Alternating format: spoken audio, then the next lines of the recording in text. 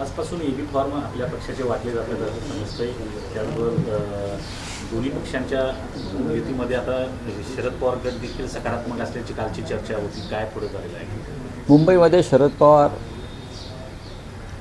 यांच्या नेतृत्वाखालची राष्ट्रवादी काँग्रेस यांच्याबरोबर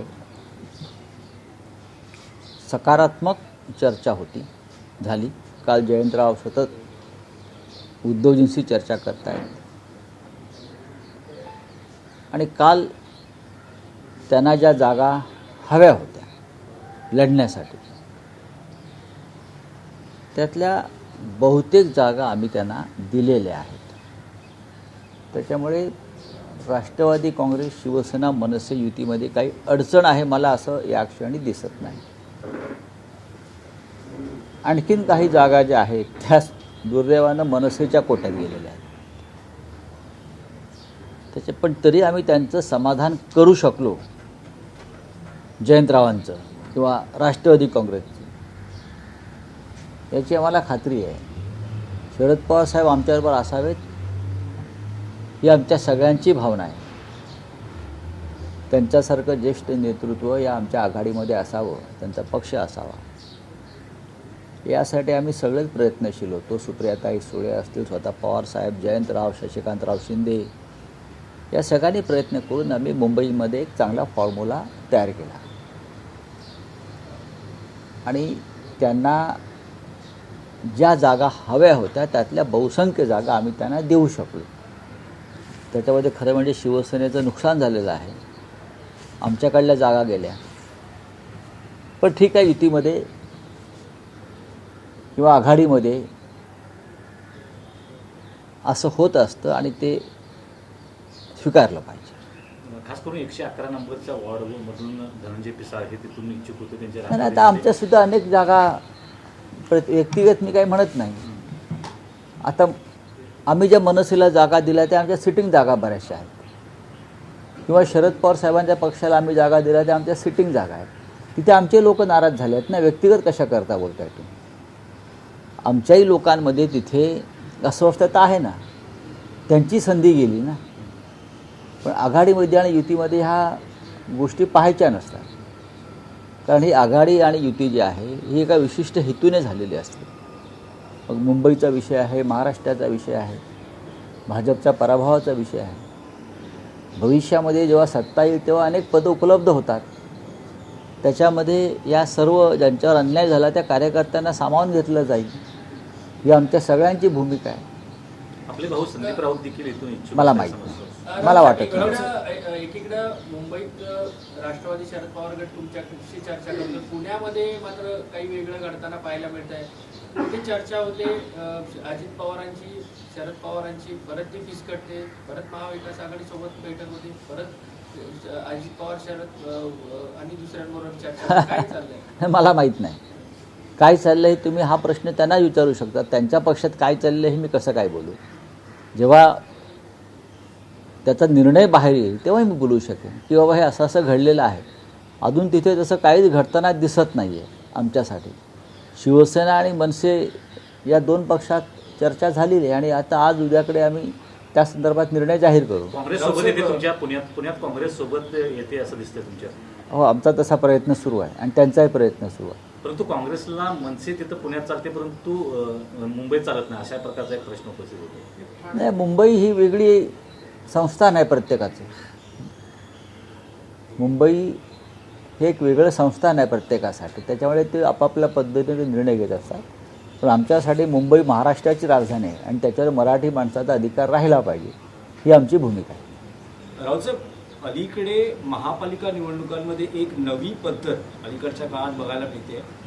उमेदवारी यादी घोषित करण्यापेक्षा थेट एबी फॉर्म देऊन सगळ्याच राजकीय पक्षांमध्ये होताना दिसते की एबी फॉर्म उमेदवाराला परस्पर दिले जात आहेत यादी घोषित करण्याऐवजी. यादी घोषित करण्याचा आग्रह कशा करताय? टाळण्यासाठी यादी अनेक वर्ष मी तर यादी कधी घोषित झालेली पाहिली नाही.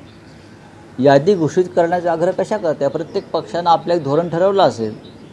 हे आमचे उमेदवार आहेत, त्यांनी जाऊन हा अर्ज घेऊन एबी फॉर्म घेऊन अर्ज भरावा.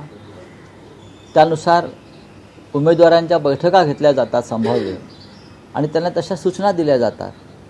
आणि अर्ज भरल्यावर त्यांची नावं तुम्ही प्रसिद्ध करता सगळे. नाही, हीच पण या पद्धत आहे. निवडणुकीमध्ये असं दिसतंय की अभूतपूर्व बंडाळीला सगळ्याच राजकीय पक्षांना सामोरं जावं लागलं. प्रत्येक निवडणुकामध्ये अलीकडच्या काळामध्ये भारतीय जनता पक्ष सत्तेत आल्यापासून या बंडाळ्या वाढलेल्या आहेत. मंडळांना उत्तेजन दिलं जातं. पूर्वी निवडणुकीच्या रिंगणामध्ये मोजके पक्ष होते. आता 2 शिवसेना, 2 राष्ट्रवादी काँग्रेस आहेत ना, पर्याय उपलब्ध आहेत.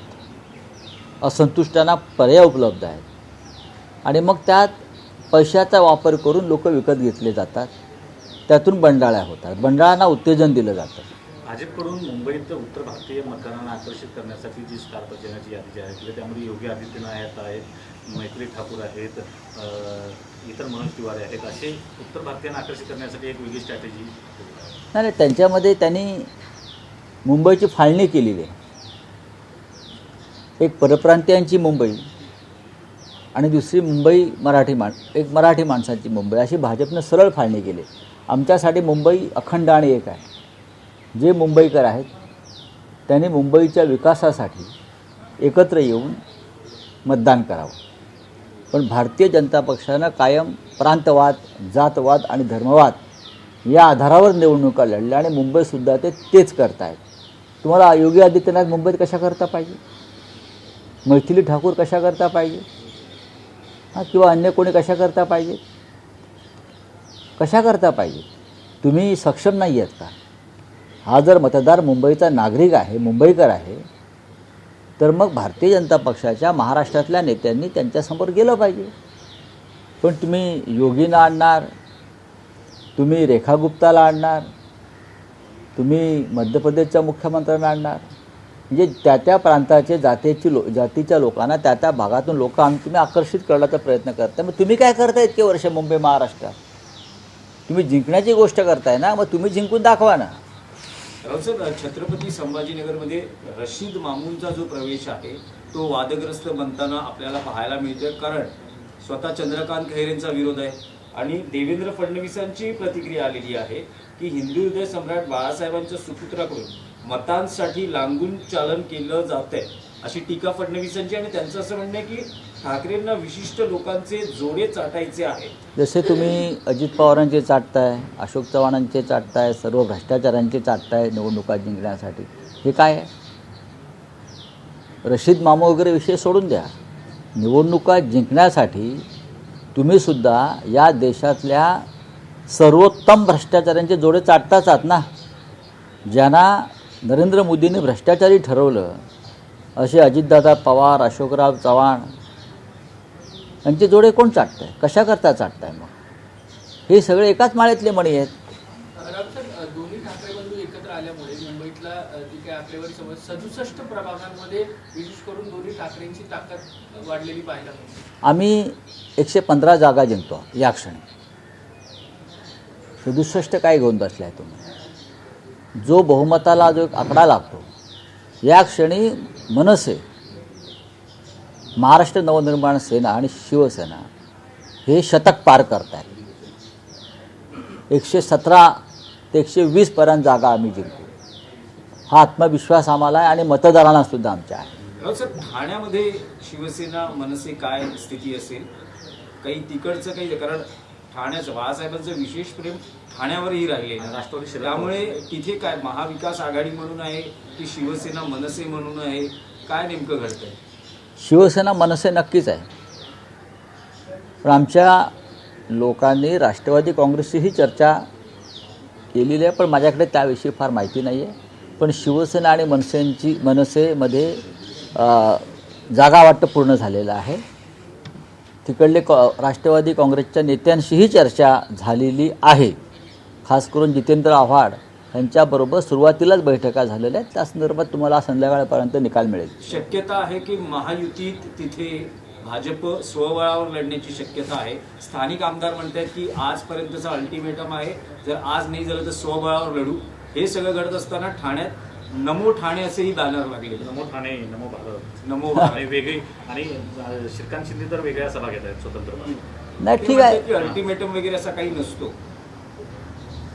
ठाण्याचं महत्त्व वेगळं आहे यावेळेला. भारतीय जनता पक्षाला ठाण्यामध्ये एकनाथ शिंदेंचा पराभव करायचा, एवढंच मला माहिती आहे, एवढंच मला माहिती आहे. आणि त्या दृष्टीनं भारतीय जनता पक्षानं तयारी सुरू केलेली आहे. लोकसभा विधानसभा निवडणुकांमधले निकाल वेगळे होते, ती गणिते वेगळी होती. भारतीय जनता पक्ष आणि शिवसेना मनसे युती ह्यांच्यामध्येच लढाई होईल, फाईट होईल. चला, थँक्यू. शिवसेना भवनासमोर उत्तर भारतीय बटुके तो कटुके अशा प्रकारचे बोर्ड लावलेले पाहिल्यानंतर काय नेरेटिव्ह क्रिएट? हे भारतीय जनता पक्षाचे धंदे आहेत बरं का. कोणी निंदा कोणी वंदा, माझं नाव धंदा, बरं, तसं त्यांचं चालू आहे. ते काय सुधारणार नाहीत. भारतीय जनता पक्षाचे लोक अजिबात सुधारणार नाहीत. त्यांच्यासाठी खुनी, बलात्कारी, भ्रष्टाचारी ही त्यांची ताकद आहे. आणि त्यांच्या पक्षात असे सगळे लोक घेऊन हे अशा प्रकारचे धंदे करतात. चले कुछ है. सर, एमआईएम के नेता वारिस पठान ने कहा, मुंबई मेयर की सीट को लेकर कहा है कि हम चाहते हैं कि हिजाब पहनने वाली बहन जो है वो मुंबई मेयर की सीट पर बैठे. ठीक है, चुनाव लड़िए, बहुमत प्राप्त कीजिए. हाँ, मेयर बनने के लिए बहुमत होना ज़रूरी होता है.